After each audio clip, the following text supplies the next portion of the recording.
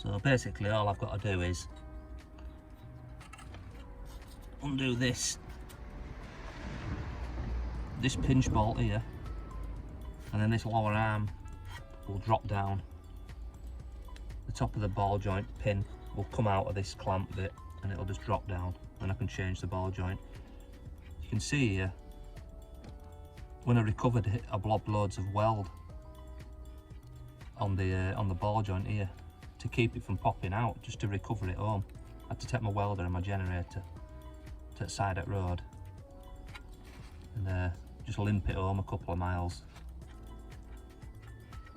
And that passed an MOT about 3 weeks ago, and it wasn't picked up. So, and we didn't hear much knocking or anything, so I don't know why that's failed, but anyway, it were obviously worn out. So let's get doing it.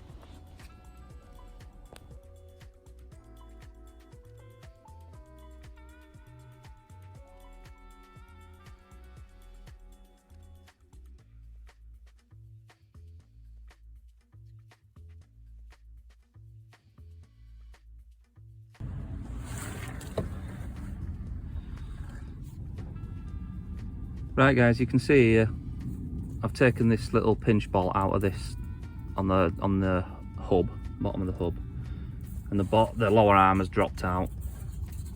There, look, out of the hub.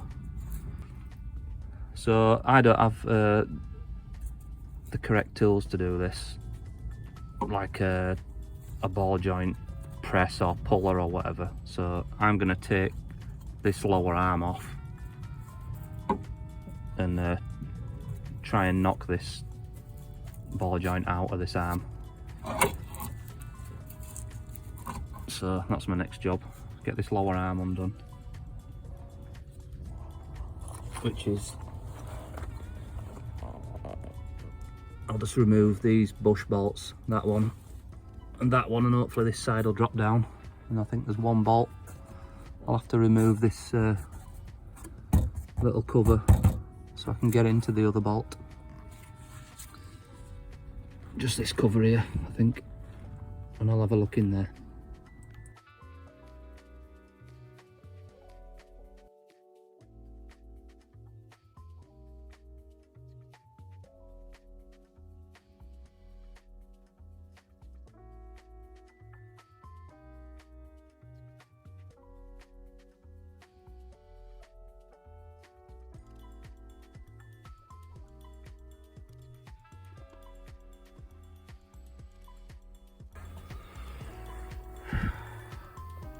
Right, I've just had a right struggle trying to get bolts out for this lower arm.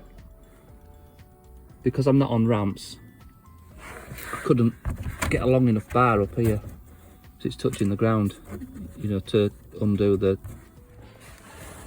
this front pivot bolt on here, on front arm.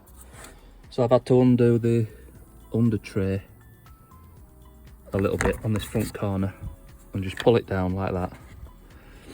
And then get an extension bar in there. You can just see it all there. And I managed to get my long breaker bar on it through under wheel arch and cracked it loose. And then I just got my cheapo windy gun on it and it rattled out. So, whew, that's that done. I'll see if this arm will come out now.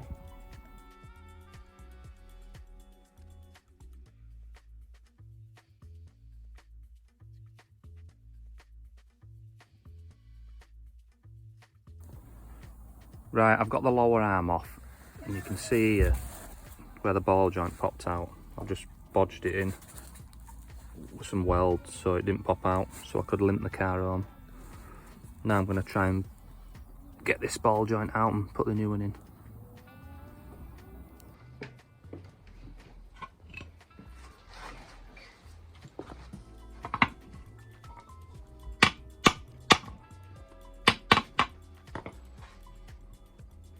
Right, I'm going to try and knock this ball joint out now.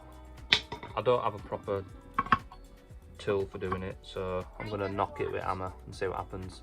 I won't recommend doing this because you might bend your arm, but I'm going to do it this way. Because I do everything the hard way, you see.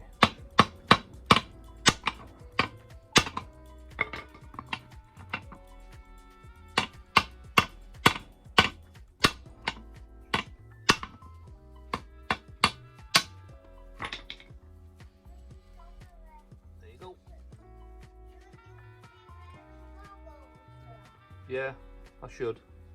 You're right.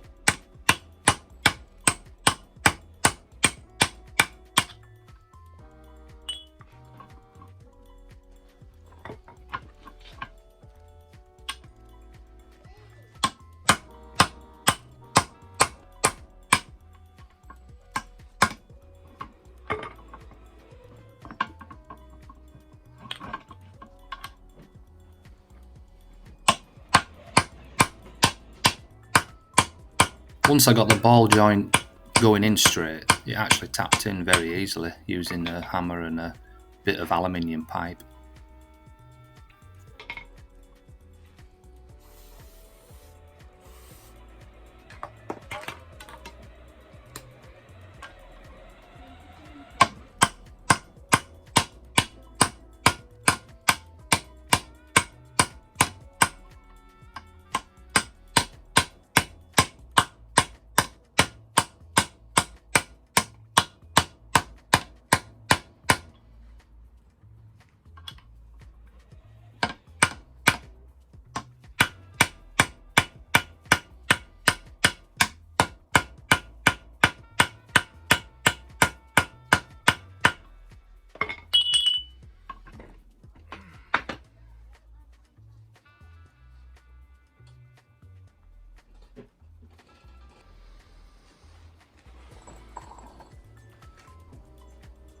It's in. I'm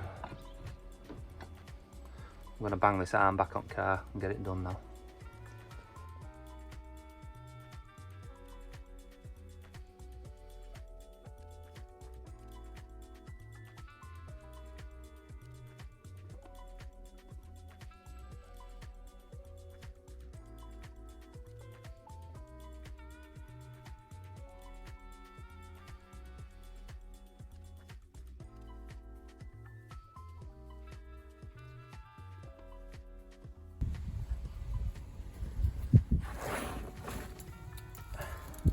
Right, the new ball joint is on now. Basically put it back, same way it came off. I took the arm off, which you probably wouldn't do in a garage. You'd probably just have a special tool to press it in while it's on the car, but obviously I don't. So it was just that bolt, a bolt behind this little cover for the front of the arm, and I had to remove this little clip, and there's a couple of 10mm bolts just to pull the engine cover down a bit so I could get onto this front bolt on the lower arm,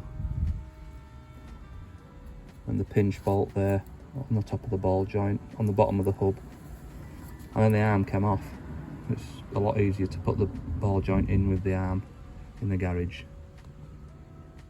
So that's it. Not necessarily the right way of doing it, but I've got it done and I can get it back on the road.